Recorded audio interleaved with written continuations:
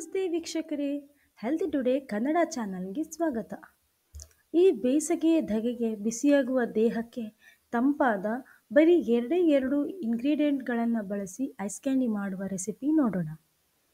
ಬರೀ ಅರ್ಧ kg pineapple ಹಾಗೆಯೇ 100 ಗ್ರಾಂ ಗೋಡಂಬಿ ಇದ್ದರೆ ಸಾಕು. ಹಾಲು, ಕ್ರೀಮ್, ಸಕ್ಕರೆ, ಬೆಲ್ಲ ಯಾವುದನ್ನು ಹಾಕದೇನೆ ಐಸ್ ಕ್ಯಾಂಡಿಯನ್ನು ಮಾಡಬಹುದು. ಈ ಆರೋಗ್ಯಕರವಾದ ನ್ಯಾಚುರಲ್ ಇಂಗ್ರೀಡಿಯೆಂಟ್ಗಳನ್ನು ಬಳಸಿ ಮಾಡುವ ಈ ರುಚಿಕರವಾದ ಹಾಗೆಯೇ ಕ್ರೀಮಿಯಾದ ಪೈನಾಪಲ್ ಪಾಪ್ಸಿಕಲ್ ಅಥವಾ ಐಸ್ ಕ್ಯಾಂಡಿ ಮಾಡೋದು ನೋಡೋಣ. ಇದು ಮಕ್ಕಳಿಂದ ಹಿಡಿದು ದೊಡ್ಡವರಿಗೂ ಸಹ ತುಂಬಾ ಇಷ್ಟ ಆಗುತ್ತೆ. ಮೊದಲಿಗೆ 1/4 ಕಪ್ ಆಗುವಷ್ಟು ಗೋಡಂಬಿಯನ್ನು ಚೆನ್ನಾಗಿ ತೊಳೆದುಕೊಂಡು ಅರ್ಧ ಕಪ್ ನೀರು ಹಾಕಿ 5 ರಿಂದ 6 ಗಂಟೆಗಳ ಕಾಲ ನೆನೆಯಲು ಇಡೋಣ.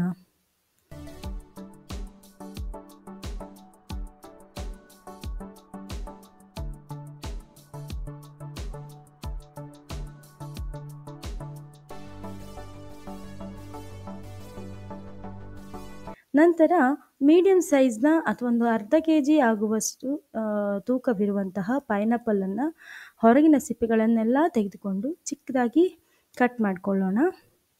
ಮಿಕ್ಸರ್ನಲ್ಲಿ ನೀರು ಹಾಕದೇನೆ ಗ್ರೈಂಡ್ ಮಾಡಿಕೊಂಡು ಜ್ಯೂಸನ್ನೆಲ್ಲ ಸೋಸಿಕೊಳ್ಳಬೇಕು.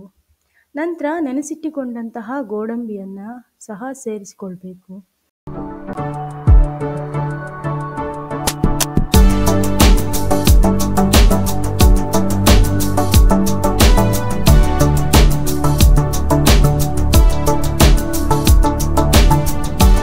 ನಂತರ ಸ್ವಲ್ಪ ಪೈನಾಪಲ್ ಜ್ಯೂಸನ್ನು ಹಾಗೆಯೇ ಗೋಡಂಬಿಯನ್ನು ಸೇರಿಸಿ ಸ್ಮೂತ್ ಆದ ಪೇಸ್ಟ್ ಮಾಡಿಕೊಳ್ಬೇಕು.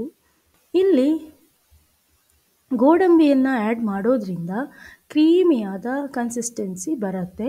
ಜೊತೆಗೆ ಪೈನಾಪಲ್ನ ಜ್ಯೂಸಿನ ಗ್ಲೈಸೆಮಿಕ್ ಇಂಡೆಕ್ಸನ್ನು ಸಹ ಕಡಿಮೆ ಮಾಡೋದರಲ್ಲಿ ಸಹಾಯ ಮಾಡುತ್ತೆ.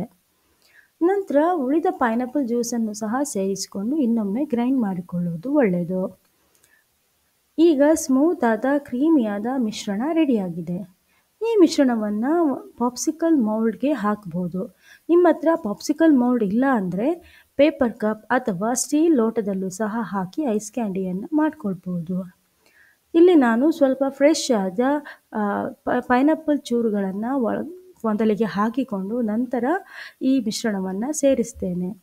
ಈ ಫ್ರೆಶ್ ಪೈನಾಪಲ್ ಚೂರುಗಳು ನಮಗೆ ತುಂಬ ಚೆನ್ನಾಗಿ ಫ್ಲೇವರ್ ಕೊಡುತ್ತೆ. ಅದರ ಜೊತೆಗೆ ಕ್ರಂಚಿ ಆಗಿರೋದ್ರಿಂದ ಬಾಯಿಗೆ ಸಿಗುವಾಗ ತುಂಬಾ ಚೆನ್ನಾಗಿರುತ್ತೆ. ಹೀಗೆ ಹಾಕಿಕೊಂಡ ಪಾಪ್ಸಿಕಲ್ನ ಕಡ್ಡಿಗಳನ್ನು ಸಿಕ್ಕಿಸ್ಕೊಳ್ಳೋಣ. ಆಮೇಲೆ ಫ್ರೀಝರ್ನಲ್ಲಿ 5 ರಿಂದ 6 ಗಂಟೆಗಳ ಕಾಲ ಇಡಬೇಕು. ಇದು ಗಟ್ಟಿಯಾದ ಬಳಿಕ ತಣ್ಣೀರಿನಲ್ಲಿ ಒಂದು ಸ್ವಲ್ಪ ಅದ್ದಿ ಐಸ್ ಕ್ಯಾಂಡಿಯನ್ನು ಸುಲಭವಾಗಿ ತೆಗಿಬಹುದು. ರುಚಿಕರವಾದ ರಿಫ್ರೆಶಿಂಗ್ ಆದ ಪೈನಾಪಲ್ ಗೋಡಂಬಿಯ ಪಾಪ್ಸಿಕಲ್ ಅಥವಾ ಐಸ್ ಕ್ಯಾಂಡಿ ರೆಡಿಯಾಗಿದೆ. ವಿಟಮಿನ್ಸ್, ಮಿನರಲ್ಸ್ ಜೊತೆಗೆ ಪ್ರೋಟೀನ್, ಫೈಬರ್ ಹಾಗೆಯೇ ಹೆಲ್ದಿ ಫ್ಯಾಟನ್ನು ಹೊಂದಿಕೊಂಡಿರುವಂತಹ ಈ ಐಸ್ ಕ್ರೀಮ್ ಸರ್ವರಿಗೂ ಪ್ರಿಯ ಆಗಿದೆ.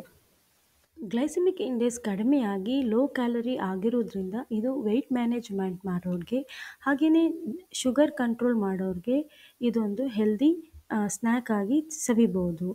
ಮಕ್ಕಳಿಗೆ ನಾವು ಅನ್ಹೆಲ್ದಿ ಪಾಪ್ಸಿಕಲ್ನ ಕೊಡೋ ಬದಲು ಇದನ್ನು ಕೊಟ್ಟು ಅವುಗಳ ಆರೋಗ್ಯವನ್ನು ಕಾಪಾಡಿಕೊಳ್ಬೋದು.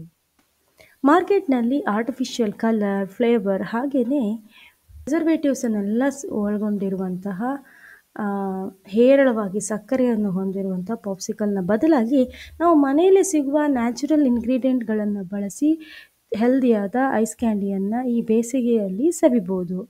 ಈ ವಿಡಿಯೋ ಇಷ್ಟ ಆದರೆ ಲೈಕ್ ಮಾಡಿ, ಶೇರ್ ಮಾಡಿ ಹಾಗೆಯೇ ಕಮೆಂಟ್ ಮಾಡಿ. ಜೊತೆಗೆ ಚಾನಲ್ಗೆ ಹೊಸಬರಾಗಿದ್ದರೆ ಸಬ್ಸ್ಕ್ರೈಬ್ ಮಾಡಿಕೊಳ್ಳಿ. ಆರೋಗ್ಯಕರವಾದ ರೆಸಿಪಿಗಳನ್ನು ನಿಮ್ಮದಾಗಿಸಿಕೊಳ್ಳಿ. ಧನ್ಯವಾದಗಳು.